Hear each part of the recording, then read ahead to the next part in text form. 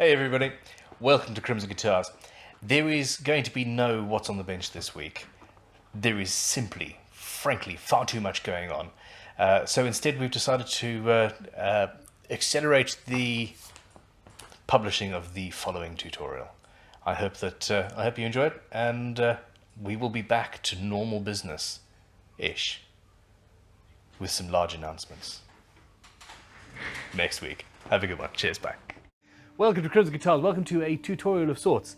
Because I am still by no means an expert in this process. I have been copper leafing guitars now for about a year and have probably done 7 or 8 of them, I suppose, something like that. And I finally got to the point where I thought I would show you how I'm doing it, because the best way to be taught how to do something is to show somebody else and then have somebody who knows better see it on the internet and tell you you're wrong. So let's see how that goes for me this time. Basically, copper leaf, silver leaf, gold leaf, all of that, relatively similar. I've chosen copper because I love copper, and also because it comes out much thicker. A copper leaf, I was desperately searching for a better word there.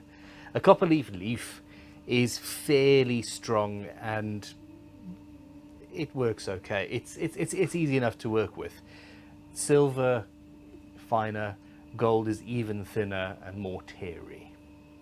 There's another poor choice of words there. Anyway, this is a guitar that is going to have solid copper, Frankenstein-ish top riveted on the front and the front of the headstock as well. So I need to copper leaf the back and the neck, and I'm not going to be lacquering this. It's going to be copper leafed and then distressed a little bit and then oiled, and we're not going for an absolute perfect finish, although the principle is the same. So, well, here we go. Start with a surface that is nicely sanded, as flat as you can get it. If we were going for absolute perfection, I would actually say start with a guitar that has already been lacquered and already has a high gloss, shiny, perfect finish. I'm after a distressed look on this build, and as such, straight onto raw wood is not an issue. Another option would be to pour fill the hell out of your guitar and sanding sealer, etc., and build that up. There are also the simplest option, apart from doing nothing, is a grey primer coat, and there are just brushable primer coats that you can use.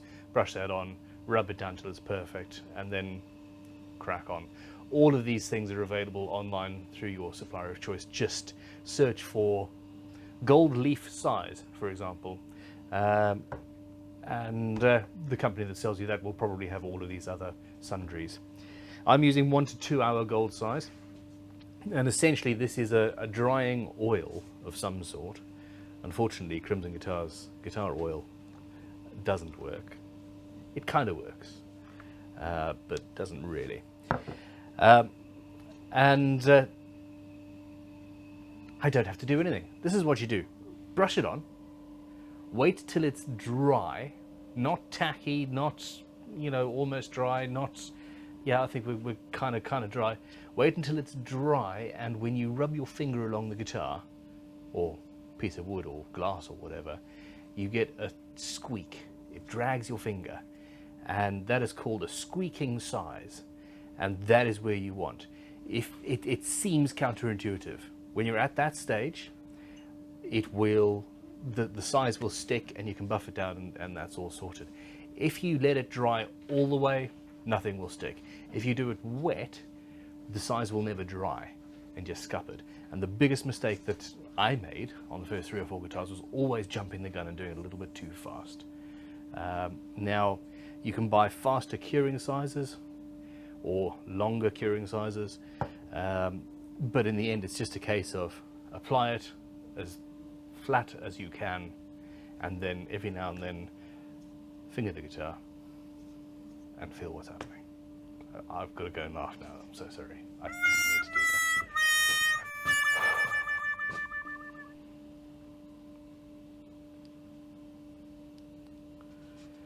Now this size I've had for a while, and it's starting to get a little bit thicker, and I'm actually considering thinning it down. Camel hair brush, large area artist brush, whatever. It gives a good finish. And then you don't want too much on the brush. The trick is to go in and out. You don't want to run the end of your brush over the edge, because that will then create a drip that goes over. So start in the middle and pull, and then feather it out.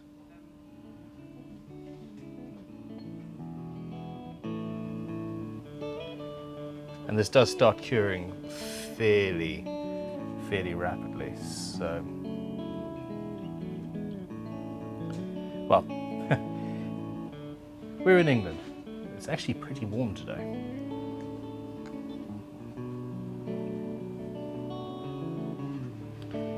Which means this is going to cure and be ready for use much faster than if it was cold.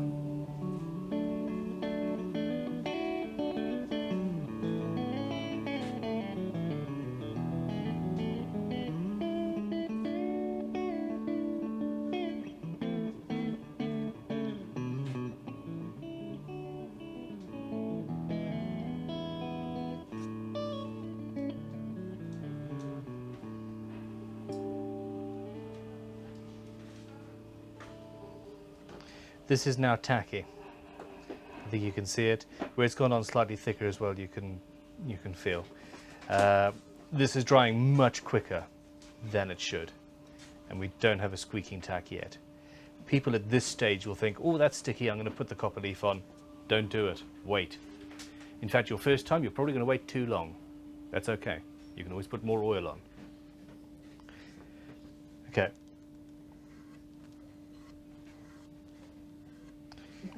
We're pretty much there. I've allowed myself to choose the very wrong day to do this. It's so hot that this is drying too quickly.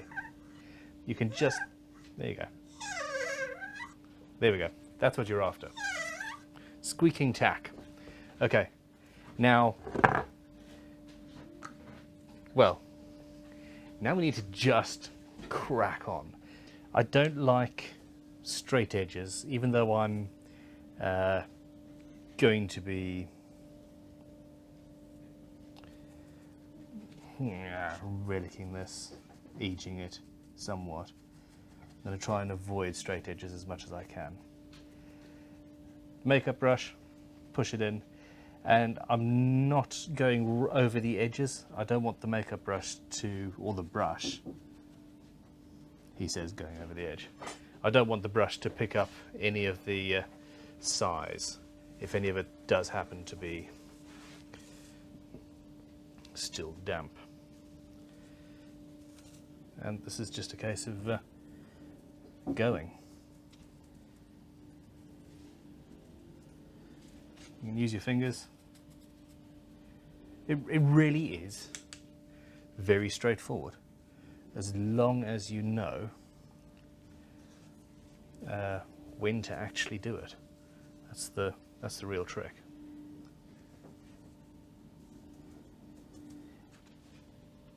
Now the problem is on the side of the guitar, on the end grain, the oil does cure even faster. Or the size, I suppose I should call it.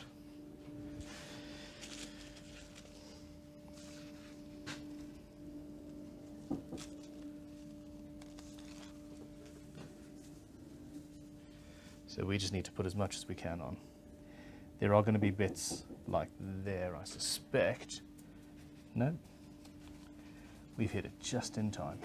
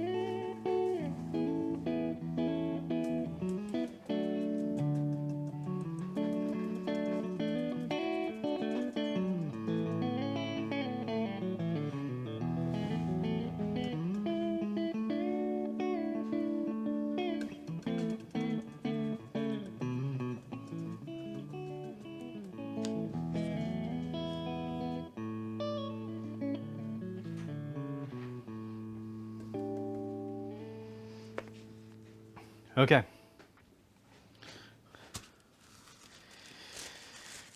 It comes with these sheets, or in between these sheets, one side of which is sort of grease proof, I suppose. If you put that side down, and I'm not entirely sure if this is a valid or accepted technique, I really don't know. But what I do is take a couple of these sheets, scrumple it up into a little ball, hold the waxy piece down, and I'm basically burnishing down.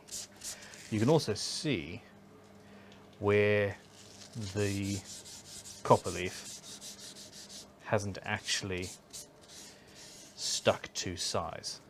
And you can also see by dint of this not sticking to that in that area I'd basically run out of time. Now everybody who knows better, tell me I'm doing this completely wrong. In the comments below.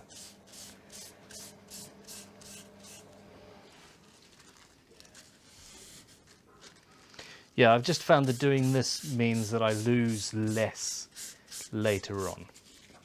I am going to have to do a second coat in places. I've never managed to get this to a one application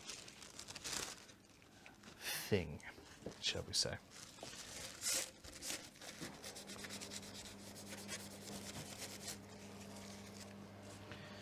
Although in this case, because we are going to be relicking this, I don't want to say relicking, because we're not after a perfect finish. I nearly said perfect finish. Yeah, we're not after a perfect finish. Sorry. I can't even get the mistake wrong now. So maybe we can leave this one. Let's see.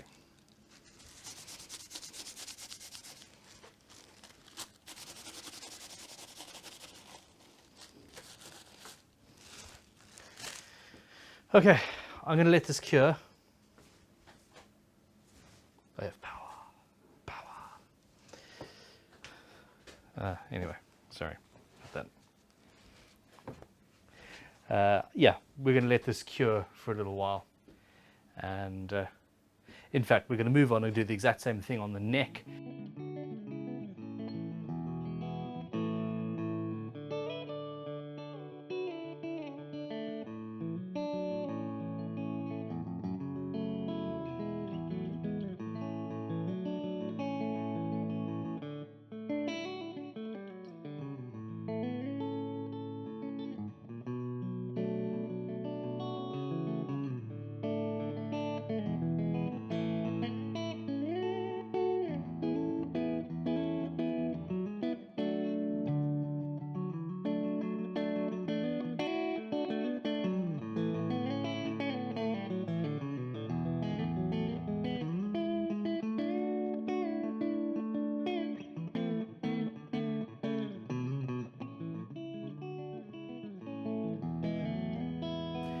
We will be back tomorrow for the next stage. Goodbye. And we're back. And I'm orange. I'm not entirely sure it matches the copper. Okay, this has cured, if that's the correct word. And we have rather a lot of copper floating around. I'm going to try and save as much as I can of some of these larger bits. Come on, I can't even pick it up. But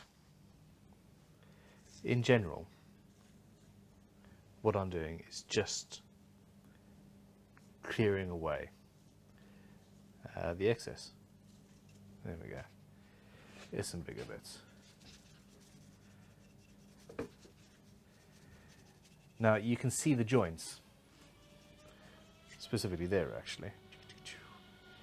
And if you remember, I was tearing so that as much as possible I don't have straight edges on the joints, and that essentially makes the whole thing look more organic. There's nothing that draws the line more than an eye. Oh my goodness, I've forgotten how to word mouth. There we go. So, yeah, I'm using this soft brush here, getting rid of the excess. You can just rub it gently with your hands as well. Now, if I was going for a perfect finish, I would undeniably have to do another layer. And in fact, on places, this is what I was expecting to happen. Remember, I was saying that the end grain soaks up the size much faster and cures faster. In this area here, the size had cured and dried up too much before I got to it. And as such, I am going to have to go over and do a little bit more on this. Anyway, just clean up and see where we're at. And then that's the end of the video. If you have different techniques, there are different techniques for doing this. The vintage, the old method, which you mustn't get confused by, is to actually use a gemstone burnisher, and you burnish the leaf in. Now, I read that somewhere and had a burnisher and thought, oh, this is the way to do it, and it took me so much longer to figure out, because it just doesn't work as well with the leaf and the size that I have. So there we have it. Now,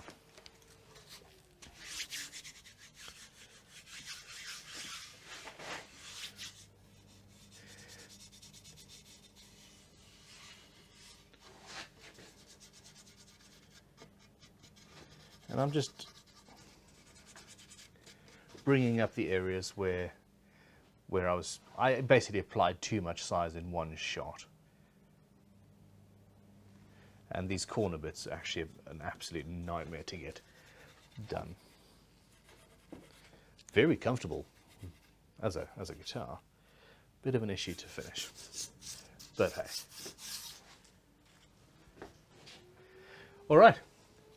Well, as far as I'm concerned, that's the end of this video.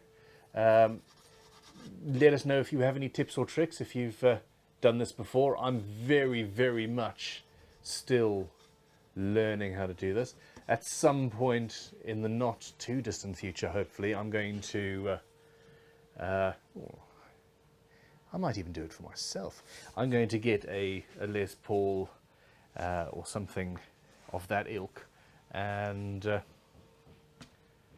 no, forget it. I'm going to make myself a PAF solid, which is our smaller bodied Les Paul-ish single cutaway guitar, and I'm going to do a full-on proper gold leaf on that as a guitar for me.